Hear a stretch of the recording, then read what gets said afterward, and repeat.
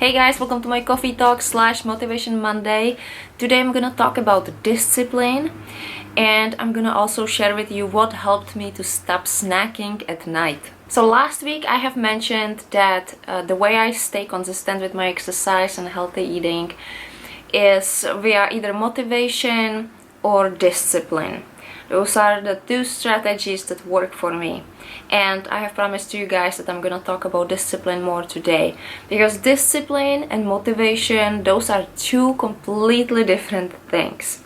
And I find that discipline is very important, and discipline is one of the biggest tools that can make you a better person, basically. That can make you better, smarter, stronger, faster, more successful. Discipline can get you where you really want to be. And I believe it can get you there more so than motivation. Sometimes you do need motivation. Those are very specific times though, when motivation is very helpful. And the difference between motivation and discipline is that motivation could come from the outside just as much as from the inside. Discipline or self-discipline just comes from within. It really just comes from within, and it's a matter of decision. Discipline also doesn't need motivation. Discipline doesn't need goals. Discipline comes from your core values. So if you're disciplined, it doesn't matter what are your goals. It doesn't matter what motivates you. You just have the discipline to follow your plan to the T, no matter what's happening in your life. And I find very helpful for myself to look at discipline as my inner soldier. You basically have to connect with your inner soldier, and you have to become the soldier. You have to become the person who just follows the plan. You make your to-do list and you just follow it, and you don't care what's going on around you. You just do it like a soldier would. Soldiers don't procrastinate. Soldiers just follow the orders. And it's important to realize that you are in control. You are in complete control of your emotions. You are in complete control of your actions. You are in complete control of what you're gonna focus on.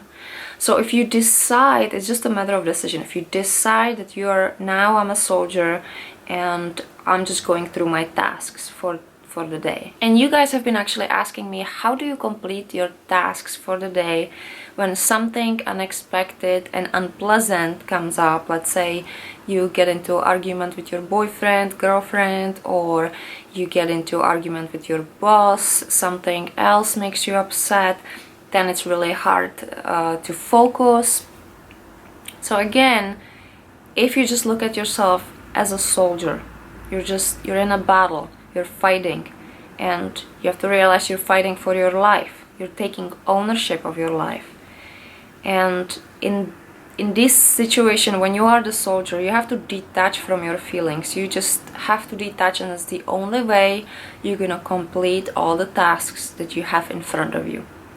And it may sound really harsh, like detach from your feelings, but I don't mean like detach from them forever. You just have to detach for a certain period of time. So if you decide that you're gonna focus on completing your tasks from 7 a.m. to 5 p.m., that's when you're the soldier. After 5 p.m. you're no longer soldier, you're just a plain civilian. You can be whatever you want, and that's when you can get in touch with your feelings. That's when you can start sorting these kind of things out. And just separating like this is very beneficial. Also, you shouldn't be a soldier at all times, like non-stop, because that could also turn into a burnout. But it's good to just, carve out a part of the day when you decide to be just a soldier. Soldier that detaches from all feelings, all problems, all things like that. Soldier that's going through the tasks that are in front of you. And you will accomplish it, because soldier has a sharp focus. Soldier doesn't procrastinate. But 5 p.m.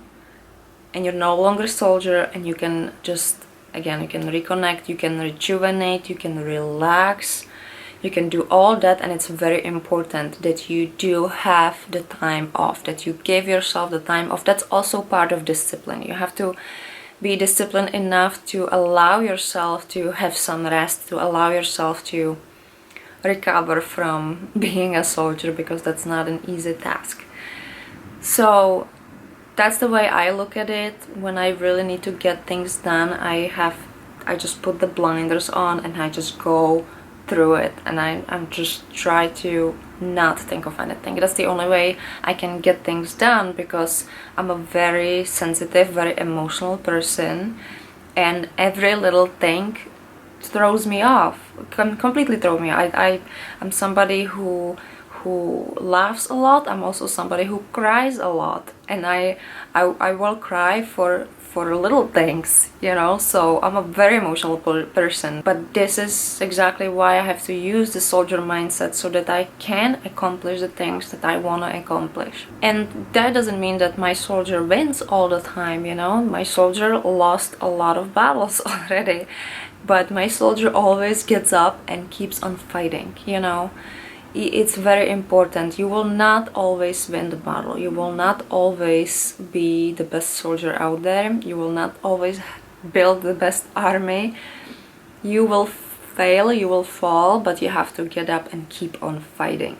And that's what's important. So that's what discipline means to me. It's a core value. It's something that comes just from within. I can't find it anywhere elsewhere. Even though discipline can be imposed onto you by your parents, by other people, maybe by your boss. Your boss might require a certain discipline in certain area of your work, or teachers, you know, can impose discipline onto you. But that kind of discipline doesn't mean much. It doesn't last. The real discipline really has to come from you, because it's your decision. You're the only one who can take full responsibility and full control of your own life and your emotions and your focus. Also, I wanted to tell you guys that if you've ever felt very demotivated, just in general, you've been going through some anxieties, even depression, and felt like your life doesn't have a meaning, and what's the point of trying? I've been there, by the way, and what I found, or what I feel, is that the meaning of life for me is that I have to keep trying to improve myself, because I get all the tools to do that. I get all the tools to make myself better every single day. We've been given life for some reason. Who knows why we are here, but the bottom line is that we are here and we all have the tools to make ourselves better. We have this incredible tool called brain that we can totally control. Not totally, or maybe we can totally, I don't know, but there are a lot of things that we can control about our brain. We can rewire our brain with our thoughts. That's been already proven. We can create new connections in our brain, which means that we're constantly learning. Even if you're really old, even in a very advanced age, you're still improving, you're still learning new things. So that alone is a big meaning, you know. That alone, I think, that shows that that's the meaning of life, that we're constantly, we've been giving the tools, we've been giving life, so we should be really trying to make ourselves better and better and keep improving ourselves. Also, you guys have been asking me, how did I find my calling or my purpose of life, things like that, and I feel like that's exactly backwards. If you're trying to first find your meaning or your calling and not improving yourself, I feel like you have to work on improving yourself, and that alone is gonna help you to find your meaning. But I think it's just gonna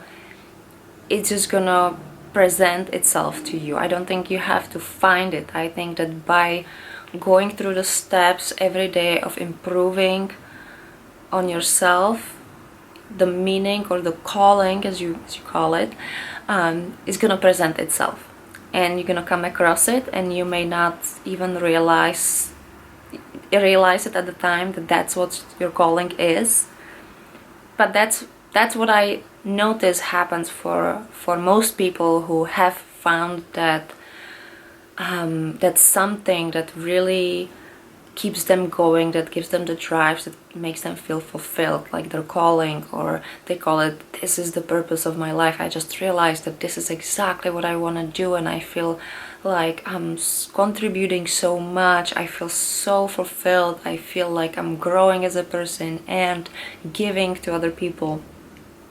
I'm sure you're gonna find it. I don't think you should look for it. I think you will find it as you work on yourself. You know, I think that's just a more natural way to come across your calling.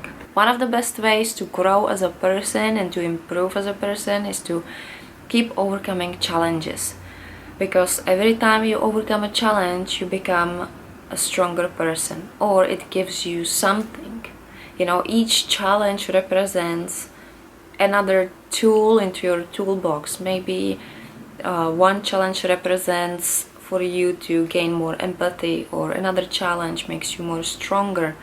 Each challenge in your life is a little bit different, but it definitely helps you grow as a person. This is the part of life. This is why I'm here. I'm here to overcome these challenges. So just switching that perspective and looking at it as like, okay, I'm gonna bring up the soldier, this disciplined soldier that is gonna fight my weaknesses.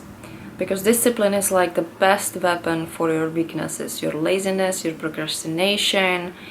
It can fight your negative thoughts because it's gonna make you focus on something else, maybe on solutions rather than the problems. So challenges are important in your life.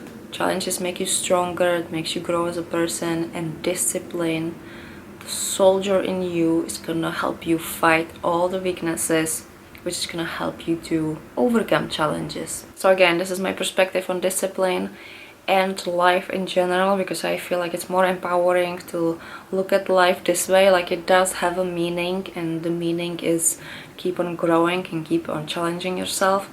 Because you know, you just have to give yourself some hope, you have to give yourself the meaning, and you have to have some humor about it. So if you fail, if your discipline fails, if your soldier gets injured, try to at least crack a joke before you get back into the battle. So that's all I have to say about discipline, and now I want to share with you guys what got me to stop snacking at night. Believe it or not, I have developed this annoying habit of snacking at night in front of TV, because Jessie and I would like to watch TV at the evening. We watch our favorite TV shows. That's how we relax, that's how we unwind after the whole day.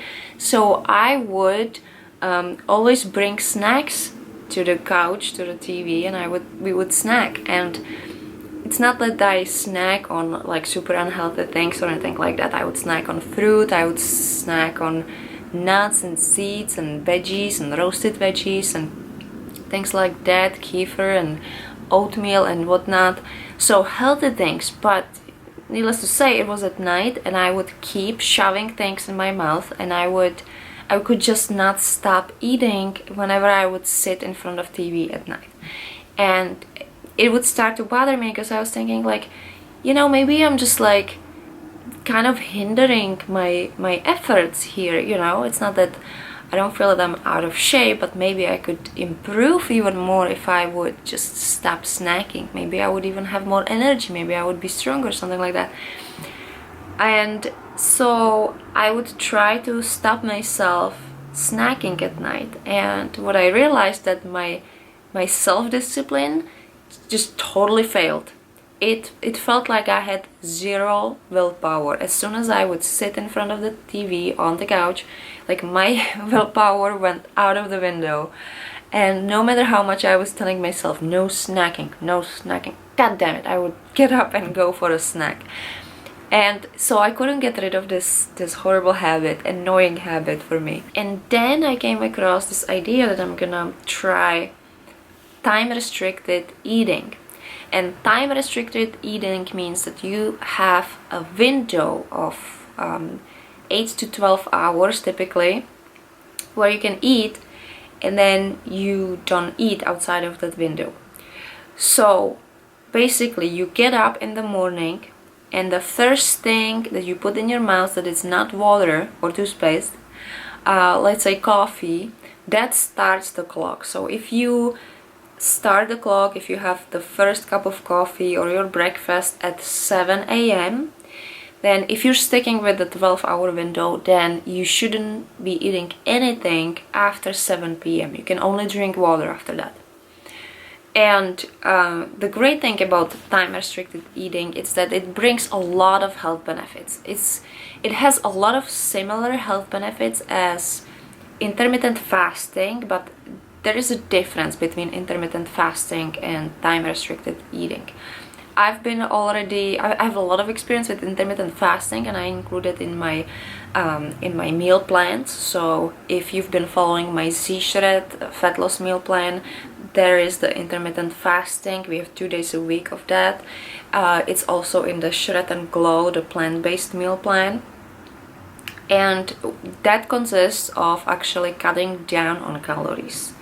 So you're doing intermittent fasting and you're eating only up to 500 calories that day. Now, time-restricted eating is something different. You're not cutting down on calories. You don't have to cut down on calories, which makes it easier for a lot of people. You're only cutting down on the time, on that window when you eat those calories. And surprisingly enough, you actually get a lot of those similar benefits. And what research have found is that if you can stick with a 10-hour window, which is a little bit more challenging, but it's not as challenging, I promise.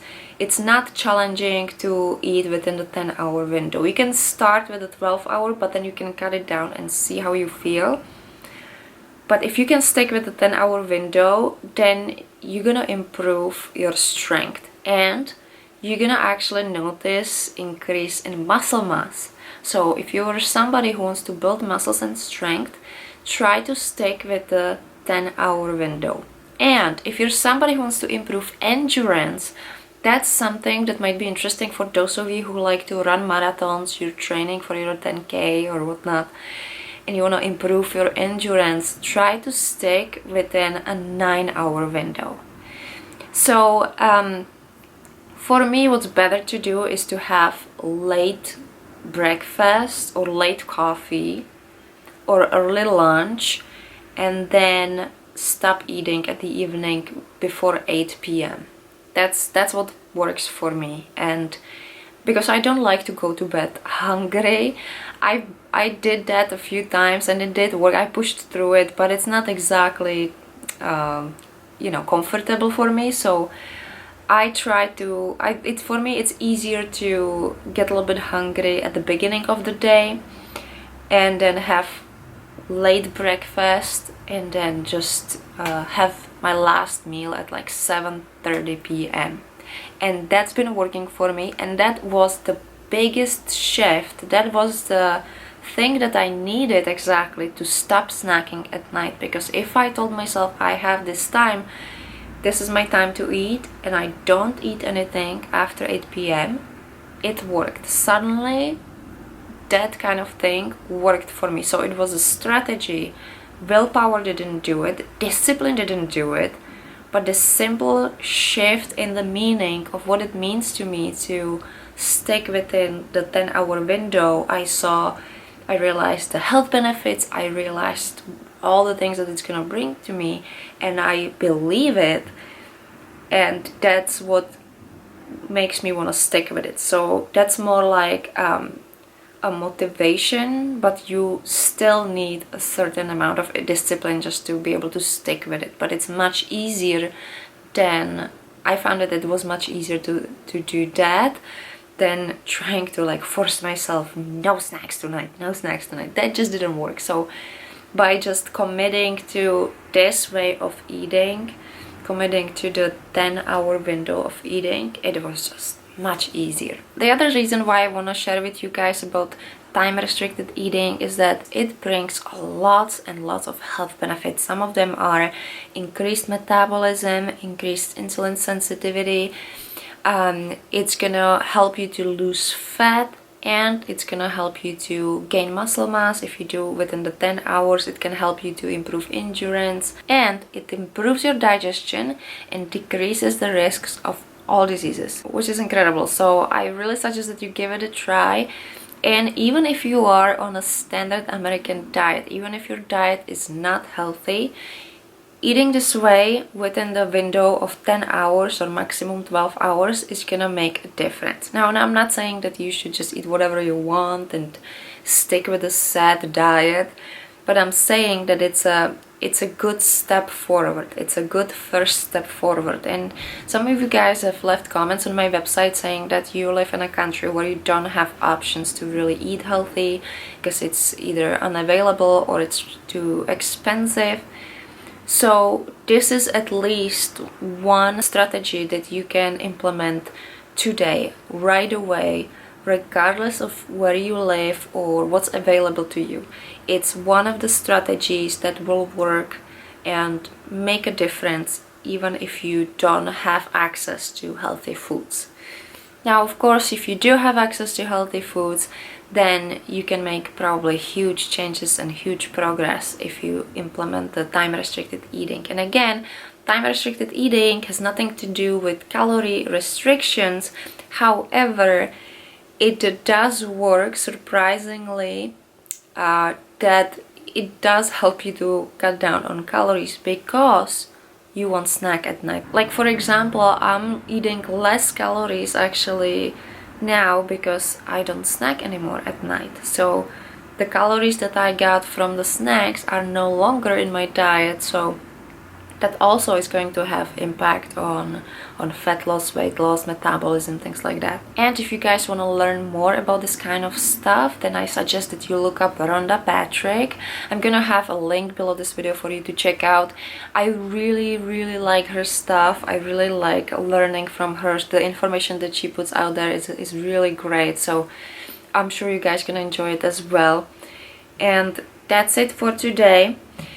I hope that you guys are gonna work out with me this week every single day, that you're gonna call out the inner soldier in you and you're just gonna push through your workouts and push through all the things that you want to do, all the things on your to-do list. Try to cultivate your discipline, your self-discipline, because it's gonna help you a lot. And just don't forget to also include some time off when you can connect with your feelings, when you can just relax and rejuvenate. So that's it. Subscribe to my YouTube channel so that you don't miss any new videos, and I will see you guys in the Z gym with another workout. Ciao.